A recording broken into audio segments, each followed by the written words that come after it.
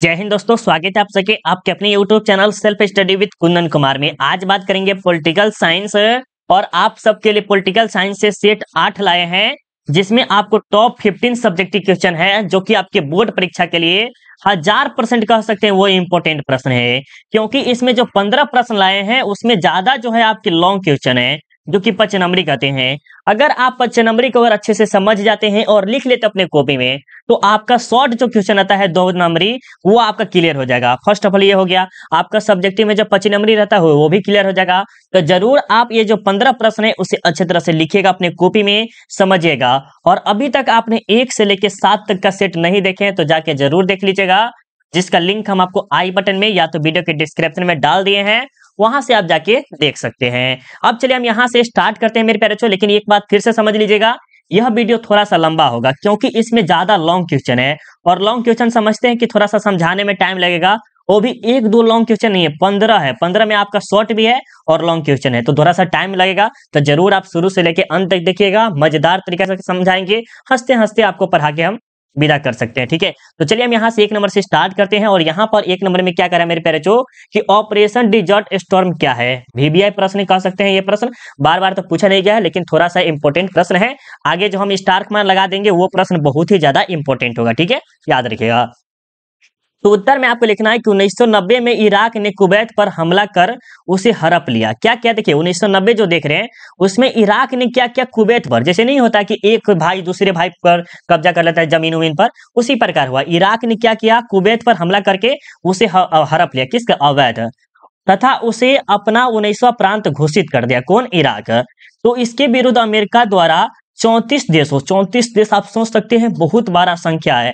एक देश नहीं, 2 देश नहीं, 34 देश आप सोच सकते हैं। 34 देश की सेनाओं, सेनाओं मतलब कि 6,60,000 सेनाओं की सहायता से कुवैत से इराक की कब्जा समाप्त करने के लिए जो अभियान चलाया उसे हम ऑपरेशन डिजर्ट स्टॉर्म कहते हैं। तो ये प्रश्न बहुत ईजी था, जो कि अगर आपको समझ में आ गया होगा तो प्लीज एक बार लाइक कर दीजिएगा। ये ज्यादा खासकर इंपॉर्टेंट प्रश्न भी नहीं है। हाँ, ये प्रश्न थोड़ा सा इंपॉर्टेंट है मेरे प्यारे, जो बहुत ज्यादा इंपॉर्टेंट ये प्रश्न, इसे स्टार मार्क लगा के जरूर आप रट लीजिए या कुछ भी करिए। यहाँ पर क्या करें 2 नंबर में कि वैश्वीकरण के कौन कौन से लाभ है। वैश्वीकरण के कौन कौन से लाभ है, तो आपको लिखना है कि सीधे लाभ पूछ रहा है। यहाँ पर ये नहीं कह रहा कि वैश्वीकरण किसे कहते हैं, इसके लाभ कौन कौन से हैं, तो यहाँ पर सीधे वैश्वीकरण बोल रहे हैं। अगर आपको वैश्वीकरण के बारे में पता है तो वैश्वीकरण उसे कहते हैं फला, चले लिख लीजिएगा। और इसके निम्नलिखित लाभ है तो और अच्छा खासा आपको नंबर मिल जाएंगे।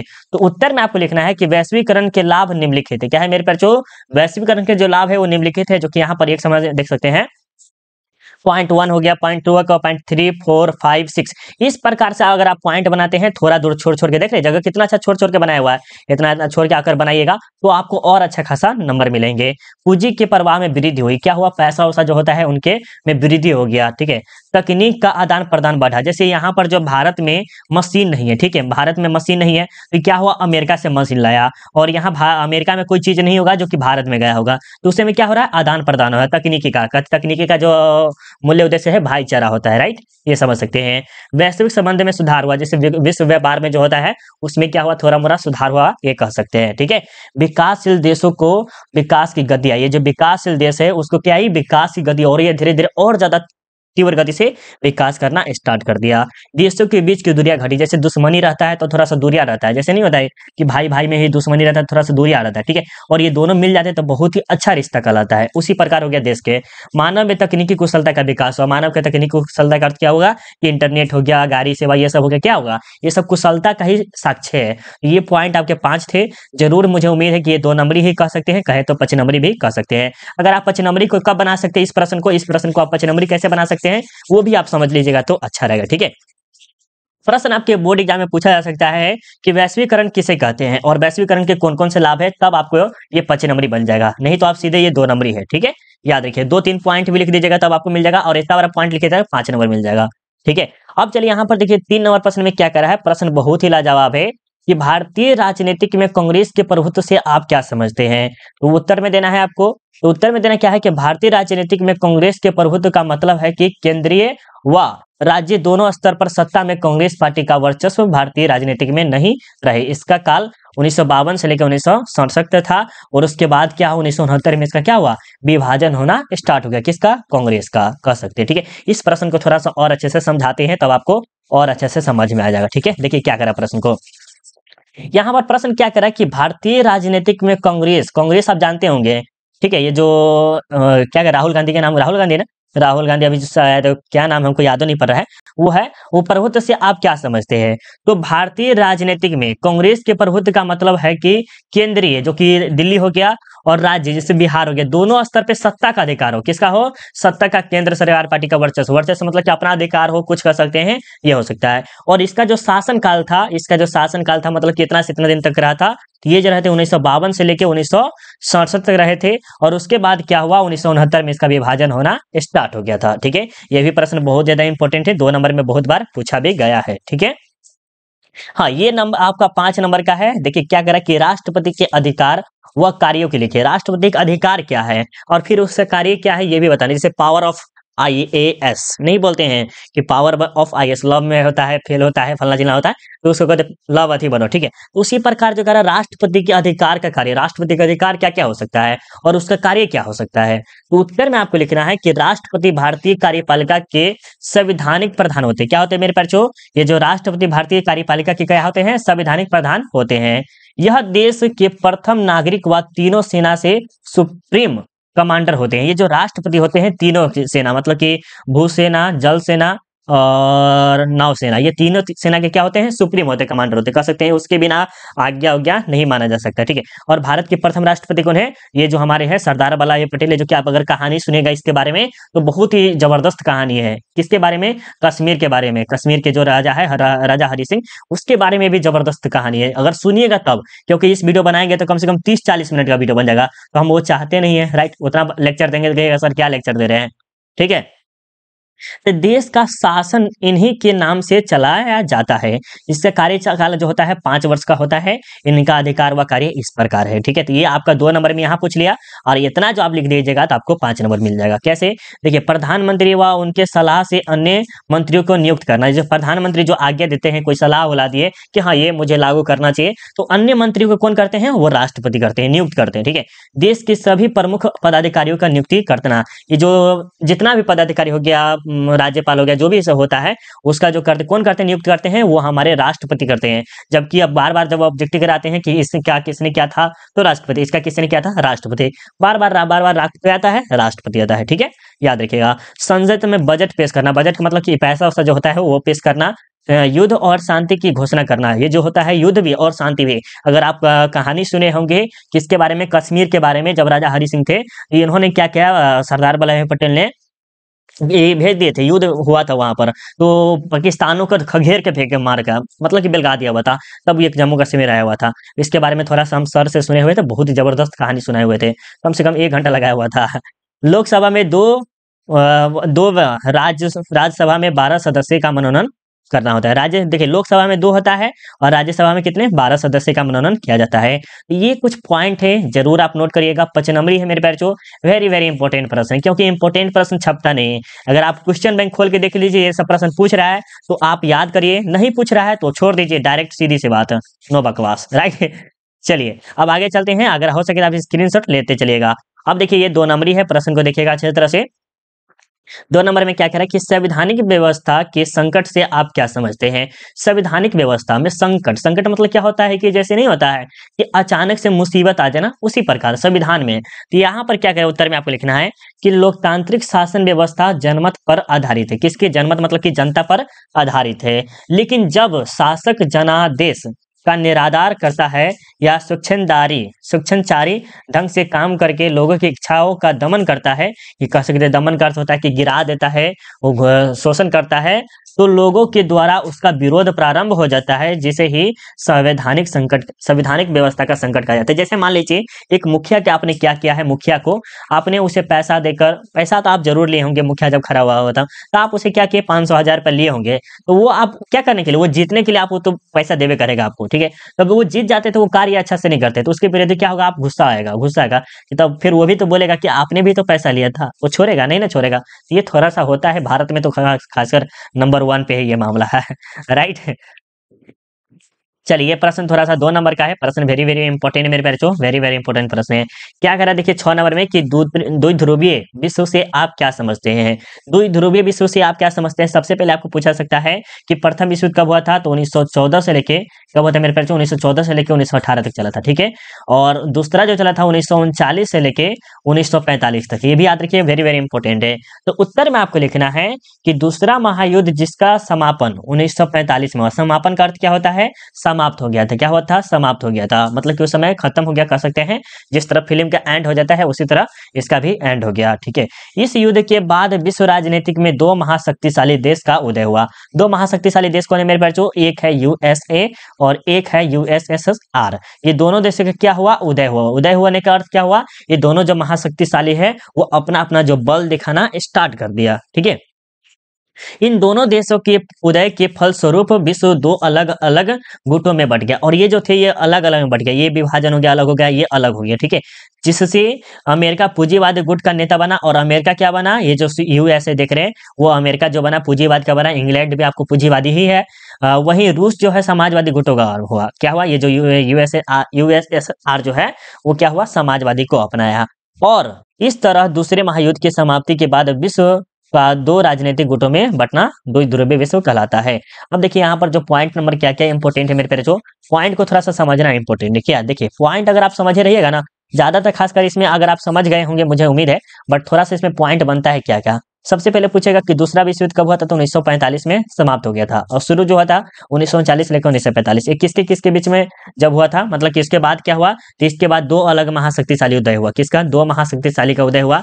कौन कौन, एक था यूएसए और एक था यूएसएसआर, जिसे इसे क्या कहते हैं, अमेरिका कहते हैं, इसे सोवियत संघ कहते हैं, ठीक है। ये भी आपको समझ में आ गया होगा, ठीक है। अब चलिए आपके सामने 7 नंबर प्रश्न देखते हैं। ये आपका 5 नंबर का है मेरे पास। कितना नंबर का है, 5 नंबर का है।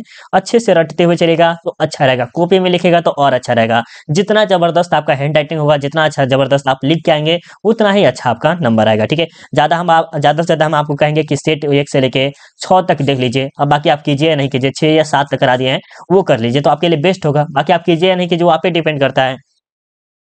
7 नंबर प्रश्न देखिए क्या करें कि पर्यावरण के संरक्षण के लिए क्या किए गए प्रयासों की चर्चा करें। देखिए पर्यावरण संरक्षण के क्या हो गया, जो पेड़ पौधे हैं उसको हम जब रोकते हैं, सुरक्षित करते हैं, तो उसको चर्चा में लिखना है। तो क्या क्या होते हैं, उत्तर में आपको लिखना है कि पर्यावरण की सुरक्षा आज विश्व के लिए चिंता बन गई। बिल्कुल चिंता बन गई है, हमारे लिए चिंता बन गई है। क्या, क्योंकि पेड़ की कटाई अंधाधुनी हो रही है।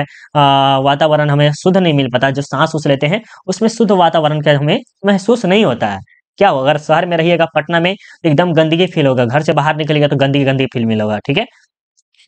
विश्व के प्रत्येक नागरिक का यह आज का कर्तव्य बन गया है कि वह पर्यावरण को सुरक्षित करे, अच्छे से रखे, अपने पेड़ पौधा लगाए। वो हो सकता है कि अपने संपूर्ण ताकत और शक्ति से पर्यावरण की सुरक्षित रखे। और संपूर्ण ताकत का ये नहीं हुआ कि हम शक्तिमान बनवाएं, ये नहीं होता, ये नहीं है संपूर्ण शक्ति ताकत, ठीक है। इसका अर्थ ये हुआ कि हमें अपने इच्छा के अनुसार एक पेड़ पौधा लगाना चाहिए, पेड़ की कटाई पर रोक रखाव करना चाहिए, ये सब होता है शक्ति हुआ, ठीक है। इसके लिए उठाए गए प्रमुख कदम इस प्रकार है जो कि देख सकते हैं, ठीक है। सबसे पहले पॉइंट बाय पॉइंट इस तरह से दिया गया है। पॉइंट थोड़ा सा ये लंबा प्रश्न है, जरूर आप अगर सोचेंगे तो अच्छा रहेगा, ठीक है। ऊर्जा के उत्पादन क्या होता है, ऊर्जा के उत्पादन, उससे वायु प्रदूषण प्रदूषित हो रहा है, अतः उसके वैकल्पिक स्रोत की तलाश की जाए। मतलब कि जो ऊर्जा का जो उत्पादन होता है उसके बदला में दूसरा चीज का उत्पादन किया जाना चाहिए, क्योंकि उससे वायु प्रदूषण बहुत ही ज्यादा होता है, किसे, ऊर्जा के, ठीक है। वाहनों के सिलेंसर से निकलने वाला धुआं से वायु प्रदूषण से खतरा ज्यादा होता है, अतः ऐसे वाहनों की निर्माण किया जाए जिससे धुआं न निकले। जैसे अभी देखिएगा गाड़ी, कौन सा गाड़ी है, क्या नाम अभी याद नहीं पड़ रहा है, एक ऑटो रहता है सीएनजी, हाँ सीएनजी जो गाड़ी होता है वो गाड़ी होता है। इसमें आपको क्या होता है, थोड़ा सा पेट्रोल वगैरह नहीं लगता है, उसमें कोई धुआं हुआ नहीं दिखता। ये जो आप देखिएगा टाउन शहर में ज्यादा है, गाँव देहात में भी देखिएगा तो टेम्पो होता है, कार होता है, ये मोटरसाइकिल होता है, ठीक है। तो ये जो होता है क्या कहता है कि वाहनों के सिलेंसर से निकलने वाला धुआं, वाहनों के सिलेंसर जैसे गाड़ी हो गया, कार हो गया, मोटरसाइकिल हो गया, इन सब से जो धुआं निकलता है तो क्या है, वायु प्रदूषण है, जो कि हमारे पर्यावरण के लिए बहुत ही हानिकारक है। तो उसके जगह पर हमें क्या करना चाहिए, अच्छा सा सीएनजी का गाड़ी निकालना चाहिए, मोटरसाइकिल वगैरह जो है उसका निकालना चाहिए, ठीक है। तीसरा पॉइंट में आपको लिखना है, संचार के साधनों तथा शिक्षण संस्थाओं में पर्यावरण के प्रति जागृत पैदा किया जाए, ठीक है। हमारे प्राचीन संस्कृति पर्यावरण की सुरक्षा पर जोर देती थी, उसका प्रोत्साहन दिया जाए। मतलब कि जो हमारे प्राचीन काल में जो हमारे पूर्वजों थे कह सकते हैं, वो क्या करते थे, पर्यावरण को बहुत ही सुरक्षित रखते थे। जैसे हम एग्जाम्पल में हम समझाते हैं जो हमारे ग्रैंड फादर है वो भी क्या किए थे, मतलब कि जैसे एक तरह से कह सकते हैं वो भी कृषि करने में बहुत ही मस्त थे। कृषि में हमें बोलते घर पे सुने हुए हैं और अच्छा करते हैं। जैसे हमारे फादर जो हो गए वो सब अच्छे से नहीं करते हैं कृषि, वो सब कृषि छोड़ दिए एक तरह से समझिएगा। आपके भी फादर ऐसे ही होंगे, हम नहीं करे कि एक हम मेरे हैं। जहां जहां देखिएगा उसके जिसके पास जमीन बहुत ज्यादा है, किसी के पास कम भी है, तो वो क्या करते हैं कृषि से अब मुंह भोंग रहे हैं। पहले के जो जमाने के जो प्राचीन काल के जो लोग थे वो क्या करते थे, कृषि अच्छे से करते थे, अभी भी करते हैं लेकिन बहुत ही कम करते हैं। ठीक है, तो ये भी पॉइंट आपका बन रहा है। पांचवा पॉइंट आपका यह है कि पर्यावरण संरक्षण की दिशा में कार्य करने वाले व्यक्तियों को पुरस्कार दिया जाए। और जो व्यक्ति पर्यावरण जैसे पेड़ पौधा लगा रहा है या कुछ भी लगा रहा है तो उसके प्रति क्या होना चाहिए, पेड़ पौधा लगाना चाहिए। जैसे एडुटेरिया है, ठीक है, एडुटेरिया जो देखिएगा, अगर इसका यूट्यूब चैनल है बहुत अच्छा है, हम बहुत अच्छा पढ़ाते भी, हम पढ़े हुए हैं भी थोड़ा बड़ा उससे, बहुत दिन तो नहीं थोड़ा मदद पढ़े हैं। तो उससे क्या करता है वो पेड़ लगवाते हैं तो अच्छा खासा कहा जाता है उससे। ठीक है, वो भी कहे हैं। ऊर्जा के नवीन संसाधनों पर बल दिया जाता है। ये जो ऊर्जा के नवीन संसाधनों पर क्या होता है, बल दिया जाता है। पर प्राकृतिक संसाधनों का विवेकपूर्ण तरीके से प्रयोग, प्राकृतिक संसाधन जैसे पेड़ पौधा हो गया उसके नाम मात्र की कटाई करके हमें विवेकपूर्ण क्या करना चाहिए, काम को तरीका करना चाहिए। तो हम मेरे ख्याल देखिए, हम कह रहे कि लंबा वीडियो बनेगा लेकिन जबरदस्त वीडियो बनेगा मेरे पास। जो ये वीडियो आपको 100% याद कर लेना है तो कर लेना है, आएगा तो आएगा, आएगा आएगा। हाँ, चलिए ये भी प्रश्न आपका 5 नंबर का नहीं 2 नंबर का है, शायद 5 नंबर का है। ठीक है, 5 नंबर 8 नंबर देखिए क्या करें कि तनाव से क्या है, वीवीआई प्रश्न है मेरे प्यार। जो खाली खोल के देखिए ना क्वेश्चन बैंक कितना लड़ता है, आपको कहिएगा सर इतना लड़िए जाएगा तो हम 2 या 3 को पढ़ के चल जाएंगे तो हो जाएगा। नहीं प्यारे, अगर पूरा पढ़े रहिएगा ना तो अच्छा रहेगा। ठीक है, खाली क्वेश्चन बैंक खोल के देखिए ना कितना लड़ता है आपको। अब चलिए 1 नंबर देखिए, उत्तर में देखिए क्या करें कि दूसरे महायुद्ध की समाप्ति के बाद विश्व राजनीतिक में दो ताकतवर देश का उदय हुआ। आप सबको पता है दो महाशक्ति का उदय हुआ, वो कौन कौन थे, यूएसए और यूएसएसआर का हुआ था। ठीक है, जिसमें अमेरिका उदारवादी पूंजीवाद का और सोवियत संघ रूसवादी समाजवादी विचारधारा का प्रवर्तक बना। ये जो अमेरिका है किसका बना, पूंजीवादी का, और सोवियत संघ जो है किसका बना, वो बना था समाजवादी का। ठीक है, विचारधारा के फैलाने के प्रश्न पर दोनों ही देशों में वैचारिक मतभेद छिड़ गया। और क्या हुआ, विचारधारा नहीं होता कि अपना अपना कोई विचार होता है, तो उसको फैलाने के लिए क्या हुआ, मतभेद छिड़ गया। मतभेद का अर्थ क्या होगा कि कह सकते हैं दोनों के बीच द्वेष, ईर्ष्या। देखिए दो गर्ल रहता है ना, तो दो गर्ल में बहुत ज्यादा खासकर होता है। ठीक है, वो सब अपने अपने में झगड़ा करने लगता है। अगर लड़की सब दोनों एक रंग के कपड़ा पहनी रहेगी ना तो अपने आप में झगड़ा करने लगता है। ये देखे चे हमारे ऐसा स्टाइल मारना स्टार्ट कर दिया, ये सब देख लगभग समथिंग है, ये सब रियल है। ठीक है, ये सब रियल है। अगर अगर लड़के गर्ल देख रहे तो गुस्सा मत कीजिएगा। ठीक है, याद करिए। और उस मतभेद को शीत युद्ध का नाम दिया गया। और इसमें क्या होता है कि ज्यादा खासकर गर्ल में देखिए मारपीट बड़ा होता है, जबरदस्त, छोटा छोटा वाला जबरदस्त होता है। ठीक है, इसी शीत युद्ध के दौरान दोनों देशों के बीच घृणा, द्वेष और टकराव की स्थिति इतनी ज्यादा हो गई कि जिसके कारण तीसरे महायुद्ध की जैसा माहौल उत्पन्न हो गया। क्या हुआ, तीसरे महायुद्ध जैसे नहीं समझते कि प्रथम हुआ दूसरा हुआ। अब देखिए प्रथम विश्व युद्ध हुआ, हानि ही होता है, युद्ध से क्या होता है, हमेशा हानि होता है। दूसरा विश्व युद्ध हुआ, उसमें भी हानि हुआ। और मान लीजिए तीसरा विश्व युद्ध और हो जाता तो क्या होता, अब विनाश होता। विनाश होता, इससे थोड़ा सा डर से रहता। ठीक है, अतः इस माहौल को कम करने के लिए दोनों ही देशों ने आपसी घृणा और देश की भावना को कम किया, जिसे उनके बीच सहयोग और समन्वय बड़ा, जिससे शीत युद्ध की स्थिति में कमी आई, जिसे ही तनाव श्रृंखला का नाम दिया गया। बहुत ही जबरदस्त प्रश्न है मेरे प्यारे बच्चों, बहुत जबरदस्त। ये प्रश्न आपके 5 नंबर का है, जरूर हम आपको अच्छी तरह से समझा पाए हैं। तो प्लीज एक बार लाइक कर दीजिए, लाइक करने में कोई कंजूसी मत करिए, लाइक करने में कोई कंजूसी नहीं करना है। ठीक है, और अगर आपको ये पीडीएफ वगैरह चाहिए मेरे प्यारे, जो पीडीएफ चाहिए तो आपको क्या करना है, सिंपली अगर आप पेड ग्रुप नहीं ज्वाइन कर पाएंगे, पेड ग्रुप का तो वैसे फीस लगता है जिसमें आपको पूरा का पूरा पीडीएफ मिल जाएगा, नहीं आप ज्वाइन कर पाइएगा तो क्या कीजिए, आप गूगल पे जाके सर्च कीजिएगा एक बार। ठीक है, सेल्फ स्टडी कुंदन, ठीक है, देख लीजिएगा नाम बढ़िया से, कुंदन कुमार, या तो बोलिएगा गूगल पे तो आपको आ जाएगा सेल्फ स्टडी कुंदन कुमार। अगर सर्च कीजिएगा तो ये आपको पूरा का पूरा पीडीएफ थोड़ा मोरा मिल जाएगा। ठीक है, थोड़ा मोरा मिलेगा, पूरा कहिएगा सर नहीं मिल पाएगा, पूरा तो आपको पेड ग्रुप में ही मिलेगा। अब 9 नंबर देखिए क्या करा कि विश्व राजनीतिक में अमेरिका के प्रभुत्व के कारणों के लिए, अमेरिका के प्रभुत्व, अमेरिका जो है पूरे विश्व पे चाहता था कि हमारा अधिकार चले। ठीक है, थोड़ा सा वेट कीजिएगा मेरे प्यारे जो। चलिए अब यहाँ पर हम आगे चलते हैं, थोड़ा सा आप यहाँ पर देखिए 9 नंबर में आप दिखा दिए बता दिए हैं, कॉल आ गया था, इसका रिसीव करना बहुत जरूरी था। ठीक है, उत्तर में देखिए क्या कर रहा है कि विश्व राजनीतिक में अमेरिका के प्रभुत्व प्रमुख है। देखिए अमेरिका जो है ना वो चाहता था कि हम पूरे देश पे कब्जा कर ले और अपना प्रभुत्व दिखाए, वर्चस्व दिखाए, हमारा आज्ञा माने। तो ये सब मतभेद हुआ था यूएसए और यूएसएसआर के बीच में, ये सब आपको पता है, पहले से पढ़ाए हुए हैं। ठीक है, तो यहाँ पर उत्तर में आपको लिखना है कि नई व्यवस्था की रचना। ठीक है, पॉइंट नंबर 1 देना है, संयुक्त राष्ट्र संघ की व्यवस्था का स्वेच्छा संचारी संचालन, ये हो गया। और 3 नंबर में लिख लीजिएगा दमनकारी कूटनीति का प्रयोग। ये पॉइंट पॉइंट जो है ना बहुत जबरदस्त है मेरे प्यारे। जो पॉइंट को हम इतना जबरदस्त तरीका से लिखे हैं क्योंकि 5 नंबरी है, 5 नंबरी तो थोड़ा सा दोबारा लिखना पड़ेगा। तो संयुक्त राष्ट्र संघ देखिए पॉइंट 1 में पहले समझाएंगे कि कह रहा कि अमेरिका जब विश्व राजनीतिक में एक ताकतवर देश के रूप में उभरा तो वे एक ऐसी व्यवस्था की रचना चाहते थे जिससे कानून का शासन हो, साथ ही सभी भय से मुक्त होकर कोई किसी के अधिकार में दखल अंदाजी न करे। ये चाहता था कौन? नई विश्व व्यवस्था का जो हुआ था, स्थापना हुआ था, तो अमेरिका चाहता था कि कोई भी देश, जैसे भारत ही हो गया या रूस ही हो गया, कोई भी देश हो, वो किसी न किसी देश पे हस्तक्षेप न करे। ठीक है, ये एक पॉइंट नंबर 1 में होगा। अब दूसरा में क्या है कि संयुक्त राष्ट्र संघ की व्यवस्था का स्वेच्छाचारी संचालन। संयुक्त राष्ट्र संघ जिसकी स्थापना 24 अक्टूबर 1945 को हुई थी। वेरी वेरी इंपॉर्टेंट पॉइंट है, ठीक है, इस पॉइंट को नोट कर लीजिएगा। तो विश्व में शांति व्यवस्था को स्थापित करने के लिए की गई थी। ये जो संयुक्त राष्ट्र संघ देख रहे हैं, इसकी जो स्थापना कब हुई थी तो 24 अक्टूबर 1945 को हुई थी। क्यों की गई थी? विश्व शांति व्यवस्था को स्थापित करने, शांति स्थापित करने के लिए। ठीक है, इसके संविधान में यह कहा गया है था कि सभी देश उसके आदेश का पालन करेंगे। कौन? किसके संविधान में? संयुक्त राष्ट्र संघ के संविधान में बोला गया था कि जो सभी देश जैसे अमेरिका हो गया, भारत हो गया, चीन हो गया, फ्रांस, जो भी जो देश है उसके क्या करेंगे? आज्ञा का पालन। नहीं कहते आदेश दे रहा है तो उसका पालन करो, वही कह रहा था। ठीक है, लेकिन इसने बार बार वीटो का प्रयोग करके 2001 में अफगानिस्तान पर आक्रमण करके तथा 2003 में इराक पर आक्रमण करके स्वेच्छाचारी का परिचय दिया। कौन? यह संयुक्त राष्ट्र संघ कर सकते हैं। ठीक है, ये हो गया। तो ये थोड़ा सा पॉइंट आपको समझ में आ रहा है तो अच्छी बात है मेरे प्यारे।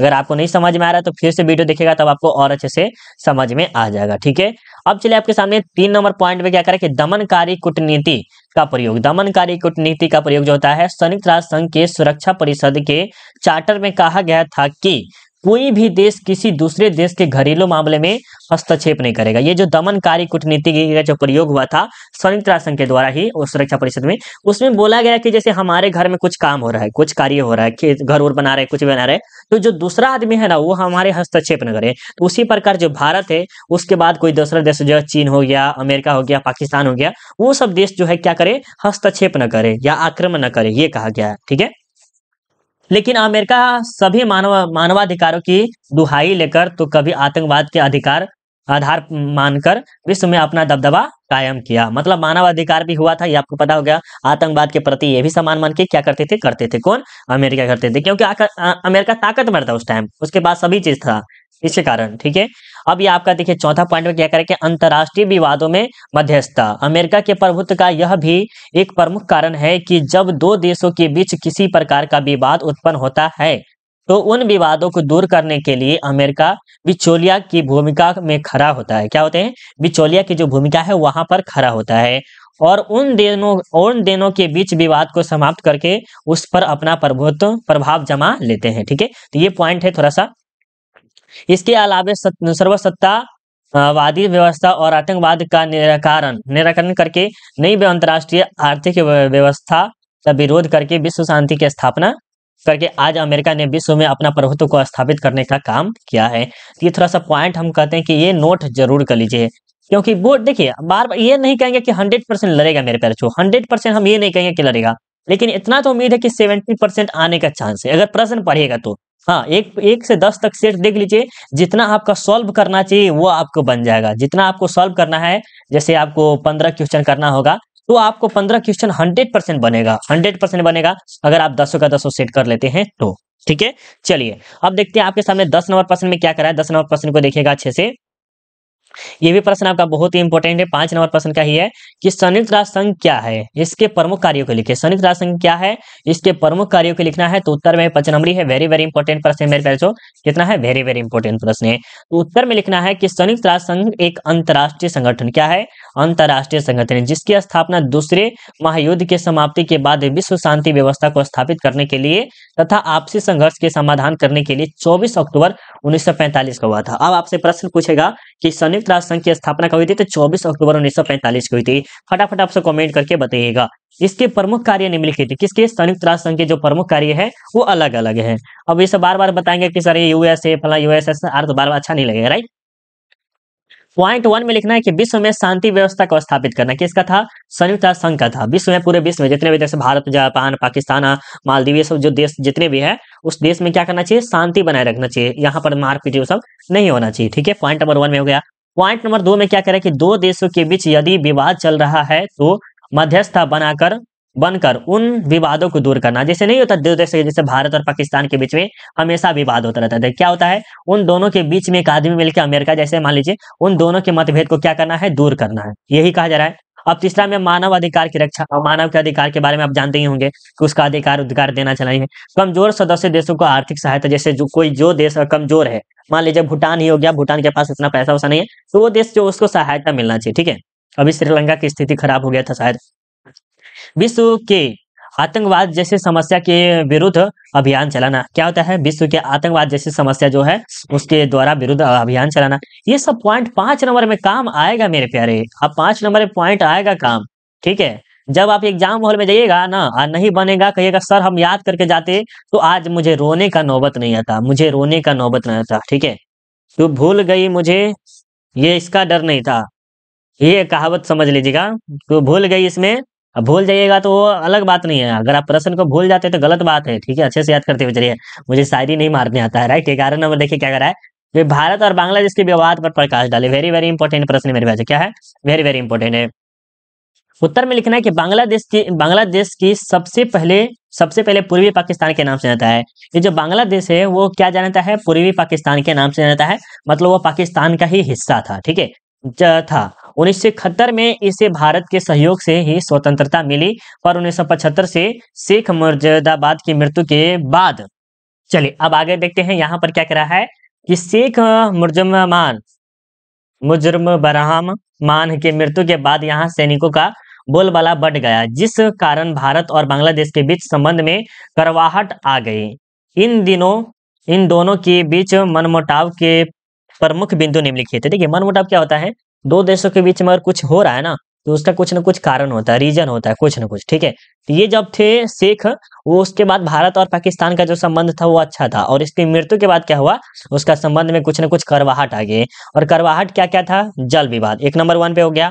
अवैध शरणार्थी, शरणार्थी का अर्थ क्या होता है? एक जगह से दूसरी जगह बदल।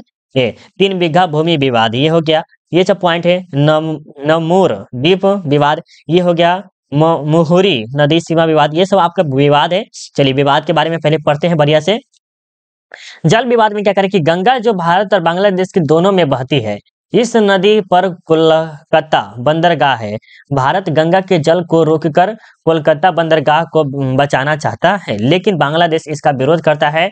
उनका मानना है कि इसे से बांग्लादेश को मिलने वाले जल में कम जाएगी, ये कहा जा रहा है। पॉइंट 1 हो गया। पॉइंट नंबर 2 में क्या है कि अवैध शरणार्थी। बांग्लादेश की स्वतंत्रता के समय अनेक बांग्लादेशी भारत के विभिन्न राज्यों में प्रवेश कर गया। मतलब देखिए बांग्लादेश में जो है ना जगह था, मतलब आदमी था, तो क्या कि बांग्लादेश के जितने भी निवासी थे पूरा नहीं कर सकते हैं, जैसे 50% या 20% ले सकते हैं, वो क्या किए भारत में आके बस गए हैं, जिसकी संख्या लगभग इतनी है। भारत चाहता है कि वे अपने देश जाए, लेकिन बांग्लादेश नहीं चाहता है, ऐसा चाहता ही नहीं था कि बांग्लादेश में ऐसा सुविधा नहीं होगा। इसके कारण क्या चाहते थे? वो भारत को छोड़कर नहीं जाना चाहते थे। ठीक है, पॉइंट नंबर 2 हो गया। पॉइंट नंबर 3 में क्या होगा? 3 बीघा भूमि विवाद, 3 बीघा भूमि विवाद हो गया। जैसे 4 ऐसे हो गया, ये प्रकार में ये आप ले सकते हैं कि यह हो गया और इसमें इतना। ठीक है, इसमें भी तो भारत और बांग्लादेश की सीमा पर 178 मीटर लंबा और 50 मीटर चौड़ा एक भूमि है, जो भारत के क्षेत्र में आता है। कहाँ आता है? भारत के ही क्षेत्र में आता है, जिसे बांग्लादेश लेना चाहता है, और बांग्लादेश चाहता है कि हमें लेना है, वो करते हैं। ठीक है, भारत शांति स्थापना के लिए 1993 में जमीन का टुकड़ा पट्टा कर दिया, लेकिन बांग्लादेश इस पर अपना अस्थाई दबा करे, मतलब कि उस पर अपना वर्चस्व कर सकते हैं, वो दबाना स्टार्ट कर दे। ठीक है, नमूर द्वीप विवाद। नमूर और बांग्लादेश में एक छोटा टापू है जिस पर भारत का अधिकार है, लेकिन बांग्लादेश इस पर अपना दावा सिद्ध करना चाहते। देखिए ये चाहते हैं कि बांग्लादेश हम हर चीज पर आतंकवादी करें, वो हर चीज पर अधिकार करे, लेकिन उसका जो अधिकार है भारत का है। ठीक है, महुरी नदी सीमा विवाद। महुरी भारत और बांग्लादेश की सीमा पर बहने वाली एक नदी है। किसके किसी में? भारत और बांग्लादेश के बीच में। यह नदी बांग्लादेश को त्रिपुरा से अलग करती है। किससे करती है मेरे बच्चों? त्रिपुरा से अलग करती है, लेकिन बांग्लादेश संपूर्ण मुहुरी नदी अपना अधिकार बताता है। और ये क्या कहते हैं, मुहुरी नदी जो है उस पे कौन बताता है, बांग्लादेश की, ये मेरा है पूरा अधिकार, ठीक है। तो ये कुछ इंपॉर्टेंट है, बहुत ज्यादा इंपॉर्टेंट प्रश्न था मेरे बच्चों। अब थोड़ा सा और प्रश्न बचा है, जल्दी जल्दी हो जाएगा। 12 नंबर प्रश्न देखिए, अगर कि पहले 3 आम चुनाव में कांग्रेस के चमत्कारी सफलता के क्या क्या कारण थे, इसके बारे में आपको बताना है। तो उत्तर में लिखना है कि प्रथम आम चुनाव अर्थात 1952 से लेकर 1957 1962 के चुनावों में कांग्रेस पार्टी का नेतृत्व पार्टी के सबसे प्रभावशाली और चमत्कार नेता पंडित जवाहरलाल नेहरू के यहाँ आंखों में केंद्रित थी। उनकी योग्यता और क्षमता इतनी ऊंची थी और आदर्श इतना बड़ा था कि इसमें सभी वर्ग, सभी संप्रदाय, सभी क्षेत्र का विकास छिपा था। इसमें सभी को एक साथ जोड़कर चलने की शुद्धता क्षमता थी। ये बच्चे को बहुत प्यारे थे। ये चाचा नेहरू के नाम से देश में प्रसिद्ध है। इसके अलावा ये कुछ पॉइंट है जो कि आप देख सकते हैं थोड़ा सा।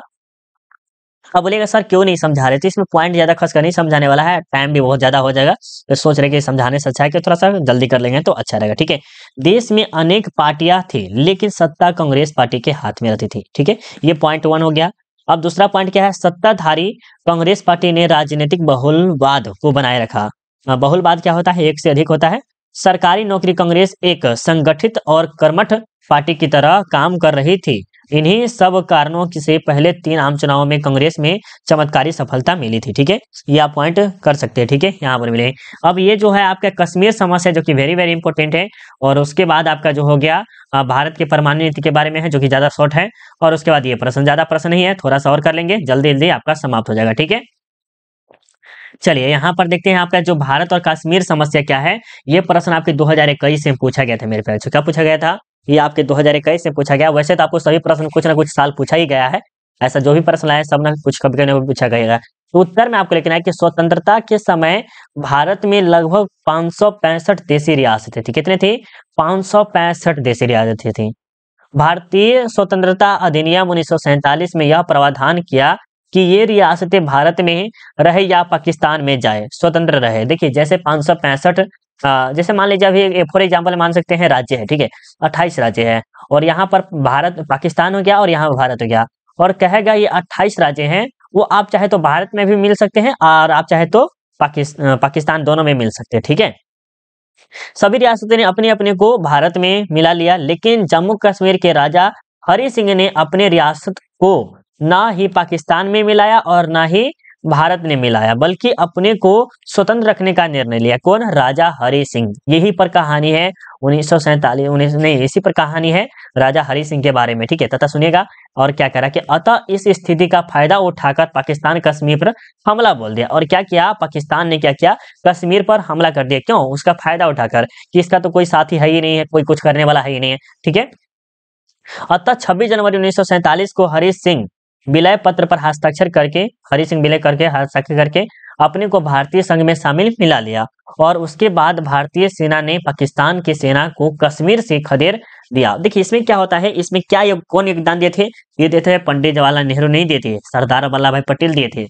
कि जो बोले नहीं थे खदेड़ के बेल गया था, इसका युद्ध और शांति के जो बारे में बताया गया था किसके है, राष्ट्रपति का जो होता है वो हमारे राष्ट्रपति जो है क्या है, सरदार वल्लभ भाई पटेल जी है, ठीक है। इसके बारे में पंडित नेहरू ने यह मुद्दा सुरक्षा परिषद में उठाया। सुरक्षा परिषद ने एक प्रस्ताव द्वारा स्थिति को सामान्य कर दिया और कहा कि जब स्थिति पूर्णतः नियंत्रित हो जाएगी तो जनमत संग्रह करके यह निर्णय जाएगा कि कश्मीर किस में शामिल होना चाहेगा। और इसमें जो बाद में निर्णय लिया गया कि कश्मीर किस में शामिल है, तो भारत में ही शामिल हो गया था, क्योंकि आप जानते ही हैं विवाद चलता रहता है। अतः पाकिस्तान हमेशा यह मुद्दा उठाता है कि किसी रियासत को किसी दूसरे संघ में मिलने का अधिकार वहां की जनता को है, राजा को नहीं। और यहाँ के जो जनता है पाकिस्तान मुस्लिम थे ज्यादा, हिंदू कम थे, ठीक है।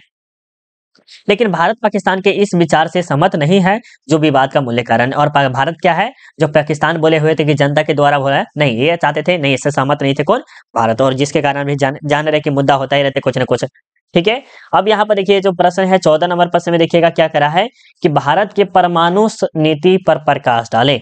भारत के परमाणु नीति पर प्रकाश डालना है तो उत्तर में आपको लिखना है कि भारत एक परमाणु संपन्न देश है। क्या है, भारत एक परमाणु संपन्न देश है। भारत की परमाणु नीति की मुख्य बातें निम्नलिखित है। क्या है इसकी जो बातें हैं वो निम्नलिखित है। यहाँ पर सबसे पॉइंट नंबर 1 2 3 4 इस प्रकार का पॉइंट बना के आप लिख दीजिएगा। भारत अपनी परमाणु क्षमता का प्रयोग शांतिपूर्ण और रचनात्मक कार्य में करेगा। भारत जो चाहता था वो अपना परमाणु क्षमता वो किसके लिए करना चाहते थे? शांतिपूर्ण, नहीं चाहते कि शांति से रहे, हम सब अच्छा से रहे, ये चाहते थे। ठीक है, भारत इसे भी प्रकार की भेदभावपूर्ण परमाणु संधि पर हस्ताक्षर नहीं करेगा। और भारत परमाणु शक्ति पर हस्ताक्षर नहीं भी किया था, ये आपको पता भी होगा। ठीक है, भारत किसी अन्य देश पर पहले परमाणु हमला नहीं करेगा, लेकिन यदि कोई देश भारत के विरुद्ध परमाणु कार्यवाही करेगा तो भारत उसको उचित जवाब देगा। मतलब कहा गया है कि जैसे भारत जो है ना किसी पे परमाणु बम का उपयोग नहीं करेगा, मतलब कि उसको अटैक नहीं करेगा। हाँ, अगर भारत पर कोई अटैक कर रहा है तो भारत भी उसका जवाब मुंह तोड़ा देगा। जैसे पाकिस्तान के आदमी ने भारत पे हमला किया हुआ था, जो कि कारगिल युद्ध, सॉरी कारगिल युद्ध कहा गया था, ये जो 14 फरवरी कुछ हुआ था, उसमें क्या हुआ था, जो जनसंख्या मारा गया था, तो उसके अंदर जाके क्या कहते हैं, पाकिस्तान के अंदर जाके कितने दिन फौज को मार के आया हुआ था, ये सब आप सबको पता होगा। ठीक है, भारत अपने न्यूनतम परमाणु प्रतिरोध क्षमता को बनाए रखेगा। क्या हुआ न्यूनतम, मतलब कि नॉर्मल भी कह सकते हैं, वो हो गया। ठीक है, और ये आपका लास्ट प्रश्न है, वेरी वेरी इंपॉर्टेंट प्रश्न है, बहुत बार पूछा गया है। ये आपके ज्योग्राफी के लिए भी बेस्ट है, हिस्ट्री के लिए भी बेस्ट है, और पोल साइंस के लिए तो और ज्यादा बेस्ट है मेरे बच्चों। ठीक है, देखिए क्या करा, प्रश्न को देखिएगा अच्छे से, प्रश्न को देखिएगा अच्छे से, क्या करा है प्रश्न में कि 15 नंबर में कि 12वीं पंचवर्षीय योजना का लक्ष्य बताए। 12वीं पंचवर्षीय योजना के जो लक्ष्य बताना है, तो उत्तर में लिखना है कि 12वीं पंचवर्षीय योजना जिसका कार्यकाल 1 अप्रैल से 12 मार्च 2012 से 31 मार्च 2017 तक था, इसका प्रमुख लक्ष्य है इस प्रकार है।